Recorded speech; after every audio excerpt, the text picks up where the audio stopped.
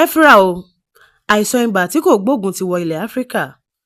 Àwọn onímọ̀ sáyẹ́ǹsì ti ń ṣe ìkìlọ̀ pé ó ṣeé ṣe kí ọ̀pọ̀ ẹ̀mí àwọn ènìyàn nílẹ̀ Áfíríkà wà nínú ewu nítorí pé àìsàn ibà tí kì í gbóògùn ti ń wọ ilẹ̀ Áfíríkà.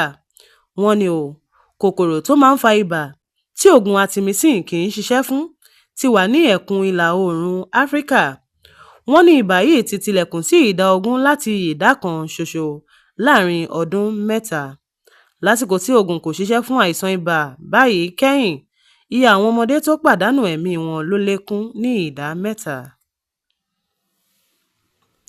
Àwọn onímọ̀ sáyẹ́ǹsì nípa àìsàn ibà 28 ló ń ṣe ìkìlọ̀ yìí nínú ìwé àpilẹ̀kọ kan tí wọ́n ṣe. Artemisinin ló máa ń pa ẹ̀fọn tó máa ń fa ibà, òun sì ni wọ́n máa fi ń ṣe ìtọ́jú rẹ̀. Nílẹ̀ Áfíríkà, orílẹ̀-èdè Rwanda ní ibà tí oògùn kò lè kojú rẹ̀ ti kọ́kọ́ ṣẹyọ kó tó di pé ó fojú hàn ní Uganda àti Eritrea. Ibà náà ti tàn káàkiri àwọn orílẹ̀-èdè náà báyìí tó sì ti ń tàn wọ àwọn orílẹ̀-èdè mìíràn. Ní báyìí ohun tó lé ní ìdá 10 àìsàn ibà ní orílẹ̀-èdè Ethiopia, Eritrea, Rwanda, Uganda àti Tanzania ló jẹ́ pé kòkòrò tí kì í gbóògùn ló ń fà á. Ọ̀jọ̀gbọ́n Olúgbénga Mókúolú ní ẹ̀ka ètò ìlera àwọn ọmọdé ní ilé ẹ̀kọ́ gíga fásitì Ìlọrin ní àsìkò ti tó láti dìde sí ìṣòro yìí kó tó di pé ó máa gba ẹ̀mí àwọn ènìyàn tán.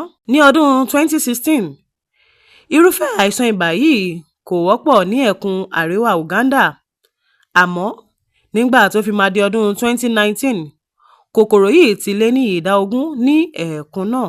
Àwọn onímọ̀ sáyẹ́ǹsì náà sọ pé bí kòkòrò ibà náà ṣe ń tàn, ó ṣeé ṣe kí agbára má ká láti dá dúró. Dókítà Mehul Dodda tó wá láti ẹ̀ka ìwádìí ní Mayodol Oxford Tropical Medicine ní Thailand ní kò tíì yé bí yóò ṣe jẹ́. Àmọ́ irú nǹkan báyìí náà ti wáyé ní ẹkùn gúúsù ìlà oòrùn Asia tí oògùn artemisinin kò ran ìtọ́jú ibà. Irú nǹkan báyìí ti ṣẹlẹ̀ rí tí oògùn chloroquine kò ṣiṣẹ́ fún àìsàn ibà mọ́ ní ìlà oòrùn Áfíríkà ní nǹkan bí ọdún 1970 tó sì tàn dé ìwọ̀ oòrùn lọ́dún 1980. Àwọn èèyàn tó pàdánù ẹ̀mí wọn sọ́wọ́ ibà lẹ́kùn láti 493,000 lọ́dún 1980 wọ́n lé mílíọ̀nù kan, èèyàn 6 lé mílíọ̀nù kan lọ́dún 2004. Dókítà Dodda ní òun rò pé irú nǹkan báyìí kò tún ní wáyé mọ́ ní Áfíríkà nítorí tí artemisinin kò bá ṣiṣẹ́ mọ́, ó túmọ̀ sí pé ikú yóò pọ̀ sí i. Lára àwọn nǹkan tí àwọn onímọ̀ náà ń sọ láti fi kojú ìṣòro náà ni pé kí wọ́n fi oògùn mìíràn kún artemisinin kí ẹ̀fọn tó ń fa ibà kó lè di ohun tí ipa wa yóò ká, kò ní lè kojú àwọn oògùn tán bá tò pọ̀. Dókítà Dodda ní ìnáwó rẹ̀ yóò lékún, àmọ́ ó dára láti ná owó náà báyìí ju kí ẹ̀fọn náà tàn kálẹ̀ ju bó ti yẹ lọ. Tó kì í dùn kó pọ̀, nírì jù báyìí lọ lábala ìròyìn yàjóyàjó láti iléeṣẹ́ Jígí Alára 24.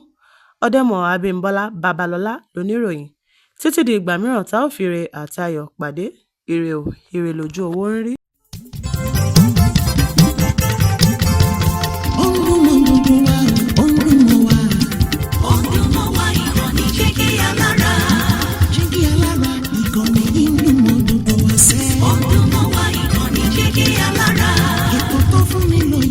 Ètò tó máa ní lọ́yẹ̀ wà ń bẹ̀. Ọdún mọ́ wá ìkànnì Jígí Alára. Ìròyìn lóríṣiríṣi tàbí mọ bó ṣe ń lọ láwùjọ. Ọdún mọ́ wá ìkànnì Jígí Alára. Ìkànnì Jígí, Jígí, Jígí Alára. Jígí, Jígí, Jígí Alára. Jígí, Jígí, Jígí Alára. Jígí, Jígí, Jígí Alára. Ìkànnì Jígí Alára 24, bàbá gbogbo.